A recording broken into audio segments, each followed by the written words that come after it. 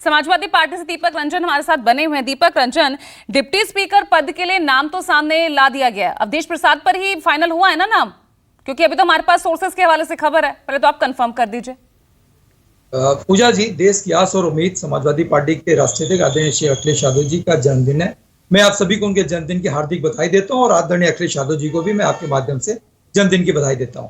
देखिए, अवधेश प्रसाद जी बड़े अनुभवी हैं, कई बार का उनको एक्सपीरियंस रहा है और वो ऐसी जगह से जीत करके आए हैं जहां का नाम लेकर के भारतीय जनता पार्टी पूरे चुनाव में जो प्रचार प्रसार करती रही। लेकिन प्रभु श्री राम सिर्फ भारतीय जनता पार्टी की नहीं है, वो सभी के हैं, हमारे भी, आपके भी। यहाँ पे जितने पैनलिस्ट हैं या जो भी देश दुनिया के लोग देख रहे हैं, वो सभी के प्रभु श्री राम है। और वहां पे उन्होंने किसको आशीर्वाद दिया दिखा। देखिए, अभी ये इसका घोषणा जो है इसकी हमारे समाजवादी पार्टी के राष्ट्रीय अध्यक्ष आदरणीय श्री अखिलेश यादव जी करेंगे। आप लोग के माध्यम से ऐसा सुनने में आ रहा है कि आदरणीय श्री राजनाथ सिंह जी ने लेकिन अभी तो क्लियर हुआ नहीं है दीपक जी कि सरकार ये पद रखना चाह रही है कि नहीं।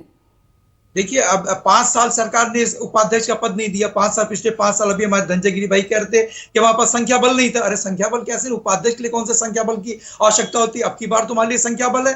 अब की बार आप इसको क्लियर कर दीजिए कि आप उपाध्यक्ष का पद, आप डिप्टी स्पीकर का पद आप अपने पास रखना चाहते हैं या आप प्रतिपक्ष को देना चाहते हैं। अभी तो ये क्लियरिटी नहीं है।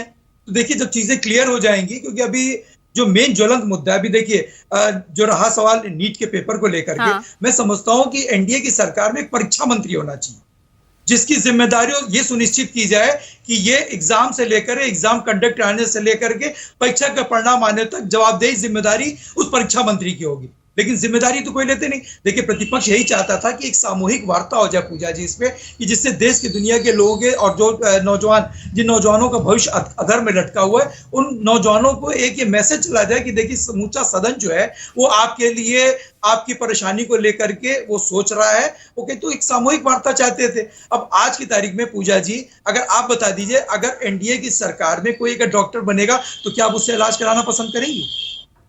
आज की तारीख में जो इतने ग्लिचेस हैं, इतनी सारी चीजें हो रही हैं, इतने सारे सीबीआई के छापे पड़ रहे हैं, इतने सारे लोगों का नाम आ रहा है, और तो और जो इनके घटक अलायंस पार्टनर है, अलायंस पार्टी है सुभाषपा, उसके विधायक जी का नाम तो खुलेआम आ रहा है। और उनके जो राष्ट्रीय क्या कार्रवाई हुई, कितना बुलडोजर चल गया बेदीराम जी को वहां।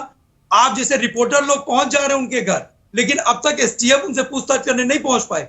तो ये पुलिस प्रशासन का, सरकार का लचीलापन है या नहीं है पूजा जी? आप जैसे रिपोर्टर वहां समझ ही नहीं आ रहा है ना दीपक जी, समझ ही नहीं आ रहा है फिलहाल तो, क्योंकि संसद की कार्यवाही पर हमारी नजर है। नीट मुद्दा इतना अहम है, चर्चा के लिए आप भी तैयार हैं, चर्चा के लिए सत्ता पक्ष भी तैयार हैं, लेकिन फिर भी चर्चा नहीं हो रही। हिमराज राम, मुद्दा है पूजा जी। आ रही हूँ, वापस आ रही हूँ। हिमराज राम, जवाब दीजिए।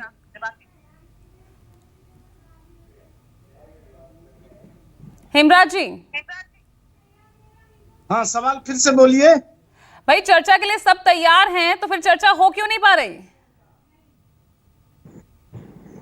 चर्चा भी होगी और चर्चा से